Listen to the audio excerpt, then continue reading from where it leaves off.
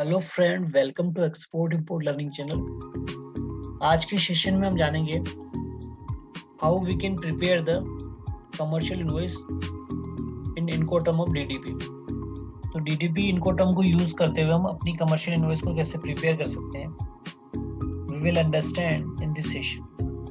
So you can see on the screen, ये हमारी वही इनवॉइस है जो हम इस पे प्रैक्टिस करते हैं। हमने जो फॉर्मेट बना रखा है, ठीक है। तो आज हम बात कर रहे हैं डीडीपी की, delivery duty paid.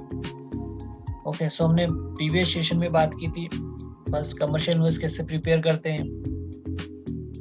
Second video हमारी थी कमर्शियल इनवॉइस में हम एफओबी वैल्यू कैसे कैलकुलेट करते हैं, उसके बाद सीआईएफ की। तो आज हम बात करें डीडीपी की। तो हमारी जो टर्म है इनको टर्म्स वो है DDP. Okay, duty delivery paid. तो यहाँ पे समझने की बात यह है कि जो एफओबी थी उसमें जो एक्सपोर्टर है, सेलर है, उसका जो एक्सपेंसेस इंक्लूड था कमर्शियल इनवॉइस में पोर्ट ऑफ लोडिंग तक का। पोर्ट ऑफ लोडिंग तक के जितने भी खर्चे हैं वो एक्सपोर्टर बियर करेगा और अपनी कमर्शियल इनवॉइस में ऐड करके वो बायर से लेगा। उसके बाद सेकंड हमारा इनवॉइस था, सेकंड हमारा सेशन था जिसमें हमने बात की थी सीआईएफ वैल्यू की। तो सीआईएफ के केस में क्या हुआ था कि पोर्ट ऑफ डिस्चार्ज तक, मतलब कि पोर्ट ऑफ लोडिंग के बाद शिपमेंट बाय रोड या बाय सी या बाय एयर आपके वहां से निकलेगी। उसके बाद पोर्ट ऑफ डिस्चार्ज, जो डेस्टिनेशन कंट्री का जो पोर्ट ऑफ डिस्चार्ज है जहाँ पे शिपमेंट अनलोडेड होगी, वहां तक के सारे खर्चे एक्सपोर्टर बियर करेगा और वो अपनी कमर्शियल इनवॉइस में बना के देगा सीआईएफ वैल्यू, और वो फिर बायर से कलेक्ट करेगा। ठीक है, अब हम बात करते हैं डीडीपी की। तो ड्यूटी डिलीवरी पेड, इसमें क्या होगा कि जो एक्सपोर्टर है उसको सारे खर्चे बियर करने पड़ेंगे फाइनल डेस्टिनेशन तक की, जहाँ तक कि जब तक कि जो इम्पोर्टर उसके घर तक माल ना पहुंच जाए, उसकी फैक्ट्री तक हमारा कार्गो ना पहुंच जाए। तो ये सारे एक्सपेंसेस हम इनवॉइस में कैलकुलेट करेंगे। तो यहाँ पे बात करते हैं मोस्टली डीडीपी की शिपमेंट में पेमेंट टर्म होती है एफओसी। क्योंकि जब हमने देखा होगा डीडीपी हम कब बेचते हैं, फॉर एग्जांपल जब हमने हमारा कोई कार्गो का एक बड़ी शिपमेंट हमने भेजी कार्गो की, जिसमें कोई मटेरियल उसको मिसिंग मिला, उसने वहां से मेल कर दी कि भाई हमें ये मटेरियल नहीं मिला है। तो उस केस में क्या होगा, हमें वो शिपमेंट जो पार्ट्स मिसिंग है उसको हमें एज ए एफओसी भेजना पड़ेगा, क्योंकि एज पर हमारे कॉन्ट्रैक्ट में हमें सारे गुड्स जो पेमेंट की होगी उसने उसके अगेंस्ट करने होंगे, भेजने होंगे। अगर कोई पार्ट्स नहीं मिला तो हमें फ्री ऑफ कॉस्ट भेजना पड़ेगा।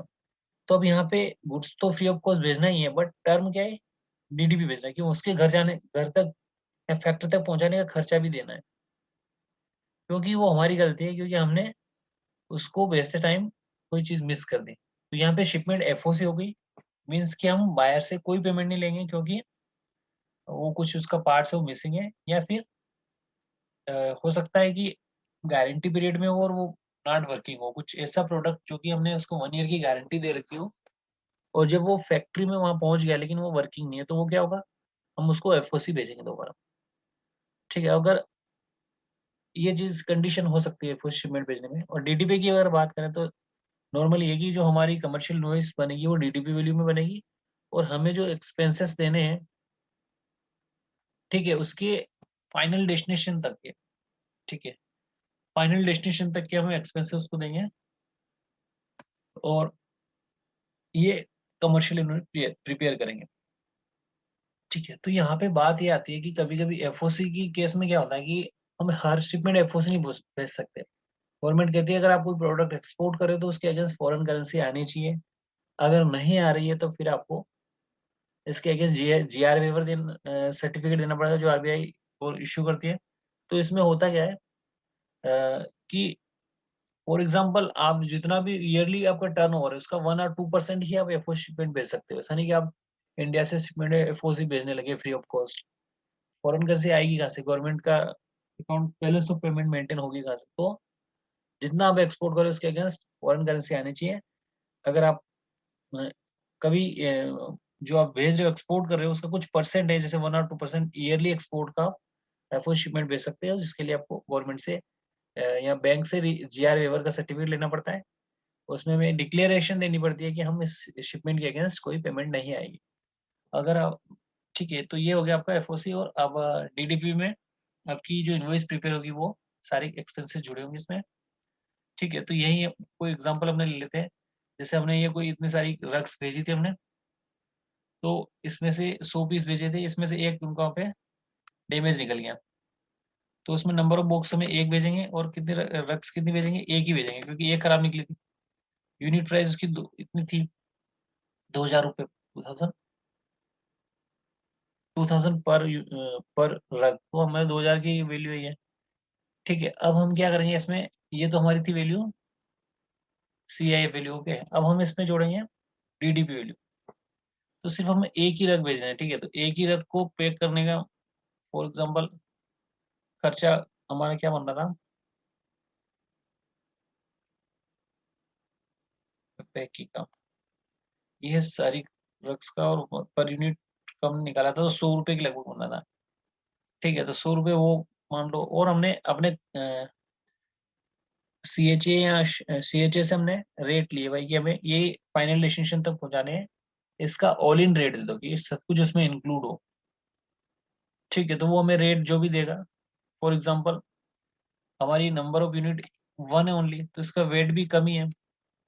वेट हमने बनाया था इसका, नेट वेट 300, हाँ 3 किलो एक कंबल का वेट था, नेट वेट, और ग्रोस वेट था 4 के जी। तो यहाँ पे 3 kg का हम वेट लेंगे उससे, 3 kg का वेट हमें दो। तो यहाँ पे क्या, ये वेट कम है तो मिनिमम भी लगाते हैं कुछ वो लोग कि इतना मिनिमम लगता है, जो भी उनका होता है, तो वो हमें रेट दे देंगे कि भाई आपके हमें इस शिपमेंट को भेजने के हम 3 किलो की शिपमेंट है तुम्हारी, इसमें ग्रोस वेट बोल के 4 kg हो गया, और इसको वॉल्यूमेट्रिक वेट निकालेंगे, तो जो भी हो सकता है ये वेट वॉल्यूमेट्रिक बाई एयर भेजना पड़ेगा। तो ये आपका 10 kg भी हो सकता है वॉल्यूमेट्रिक वेट में, क्योंकि बाई एयर अगर जाता है तो वो उसमें वॉल्यूम वेट निकालते हैं। Length, with and height divided by 6000, जो भी जिस भी सीपी में निकाल रहे हैं वो उसमें मेंशन करना पड़ेगा। अब हम देखते हैं कि ये जो 10 kg हमारा हुआ है, अब इसमें में रेट का मल्टीप्लाई करेंगे, तो जो सीएचए हमें रेट देगा, फॉर एग्जाम्पल उसने दे दिया कि क्योंकि 10 kg छोटी शिपमेंट है तो हम ये रेट ज्यादा लगाएगा, तो इसमें क्या है कि फॉर एग्जाम्पल उसने 1000 रुपये पर केजी लगा दिया, तो ये कितने हो गए, 10,000 हो गए इसको भेजने के। ठीक है, क्योंकि इसको शिपमेंट को जो हमारा सीएच है वो फाइनल डेस्टिनेशन तक डिलीवर करेगा। ठीक है, तो यहाँ पे क्या रेट लगेंगे, 1000 ये जोड़ देंगे इसमें, 2000 प्लस 1000 पर केजी। वैसे एक ही केजी है, नहीं सॉरी 10 kg है ना, हाँ, तो 10,000 हो गया।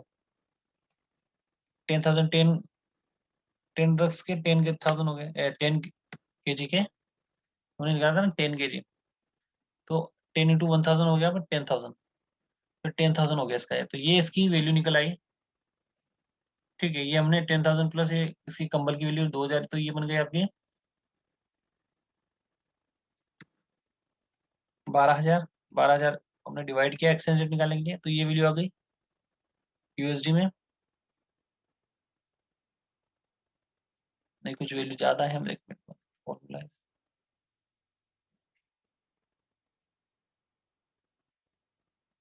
हाँ, ये यूनिट इतनी नहीं है ना, एक यूनिट है। ठीक है, नंबर ऑफ यूनिट कितनी है, 1 है। ठीक है, तो यहाँ पे ये आपकी वैल्यू जो आएगी इसकी, ये क्या होगी आपकी डीडीपी प्राइसेस होंगे। ठीक है, इसमें फ्रेट, इंश्योरेंस, ये भी रहेगा इंक्लूडेड। तो जो भी होगा ये हमें कैलकुलेट करके इसमें लगाना है। मोस्टली क्या जो शिपमेंट हम भेजते हैं उसमें जो सारी डिक्लेरेशन नहीं लिखते हम फ्रेट इंश्योरेंस, हम फ्रेट इंश्योरेंस सिर्फ सीआईएफ के केस में डिक्लेयर करते हैं, क्योंकि ये सीआईएफ वैल्यू होती है। तो यहाँ पे हमने डीडीपी की जो वैल्यू निकाली वो फॉर एग्जाम्पल ये होगी। ठीक है, अब इसमें नंबर ऑफ यूनिट कितने हैं, 1 ही है, क्योंकि हमने जो हमारा मिसिंग था यहाँ सही नहीं था, उसके लिए हमने वापस कर रहे हैं। तो इस प्रकार से हम ये इसको बना सकते हैं।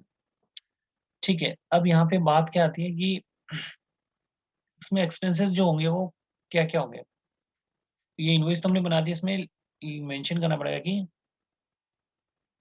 No foreign exchange involve in this shipment, क्योंकि हमें इसमें एक्सपोर्टर जो हमारा बायर है वो कोई पेमेंट नहीं करेगा। तो ये एफओसी लिखेंगे इसमें,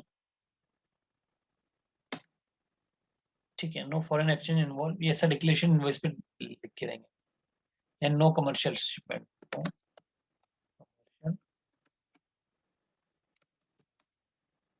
मतलब इसमें कोई पेमेंट नहीं आएगी, जीरो वैल्यू आएगी इसके अगेंस्ट। तो इसमें कोई बेनिफिट भी नहीं मिलेंगे गवर्नमेंट से, जैसे MEIS या RODTP या फिर लाइसेंस, कोई इस पे स्कीम नहीं मिलेगी, क्योंकि हम इसमें कोई पेमेंट ओवरसीज से नहीं ला रहे हैं।